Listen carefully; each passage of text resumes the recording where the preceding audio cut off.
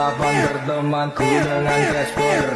Bukan preman tapi manusia super.